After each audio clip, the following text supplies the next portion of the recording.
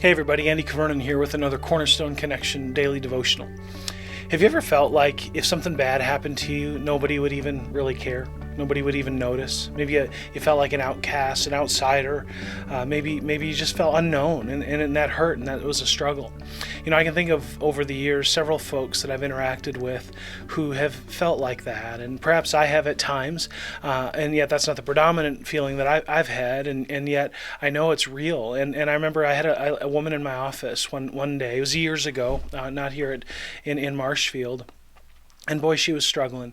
Her marriage was a mess, and she was very isolated from anybody else, and there was so much dysfunction around her. And I remember just the desperate cries that she let out in my office, the sobs, because of how difficult life was for her.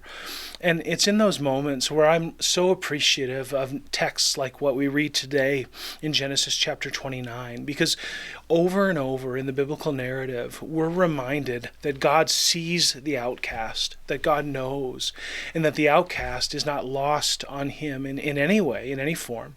And here we come to Genesis 29, into this messy story of going from Abraham to Isaac, now to Jacob. And Jacob goes to his uncle Laban, fleeing from his brother Esau, who he stole the birthright from. And he goes to his uncle Laban to find a wife. And he sees this woman, and her name is Rachel. She's Laban's daughter. And she's beautiful, but she's the second born. And Jacob has his eye on her, and he wants to marry her. And yet Laban deceives Jacob, and he convinces Jacob that he's willing to let him marry Rachel.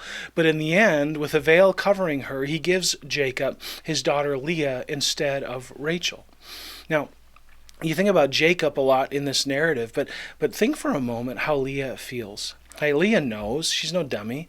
She knows that Jacob really wants Rachel. She knows she's been being passed off to Jacob as a lesser than. The only reason her father's giving Jacob Leah is because Leah's her oldest. And the text indicates Leah is not attractive. She's got a lazy eye or something like that keeps her from fitting the sort of stereotypical mold of what a woman ought to be in that culture. And so she's got this complex likely that she's dealing with. It's like, man, I don't fit. I don't meet the narrative. I don't meet the mold. And here I'm getting passed off by my father to a guy that doesn't even want me. Life is really tough for Leah. And of course, when Jacob realizes that Laban gave him Leah instead of Rachel, he's upset. He's angry. And yet Laban tricks him into another 7 years of service. And it's just a whole convoluted thing. And poor Leah is sort of left on the side and wondering, hey, does anybody care? And it's there that we come to verse 30.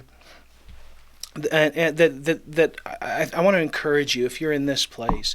In verse 30 it says, so Jacob went into Rachel also, and he loved Rachel more than Leah, and served Laban for another 7 years. There it is.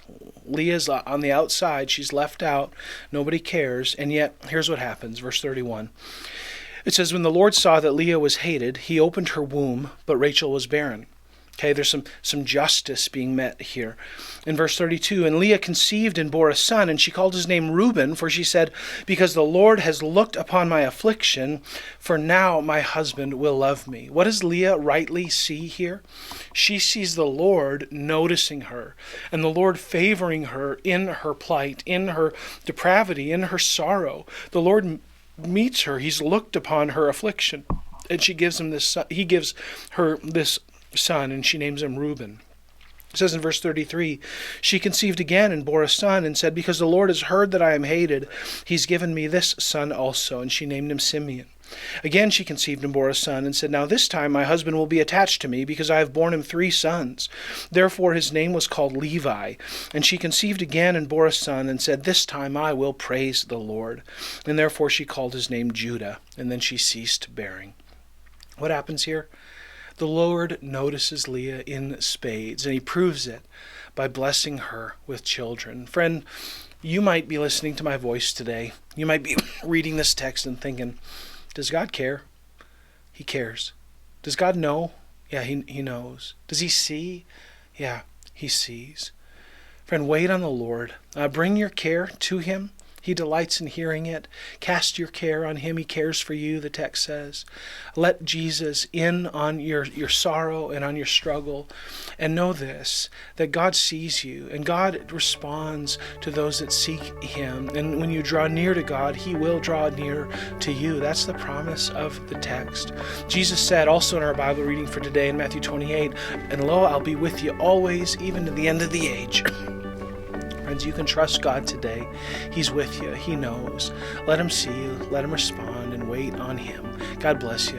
Have a great day. And Lord willing, we'll see you again soon on the Cornerstone Connection Daily Devotional.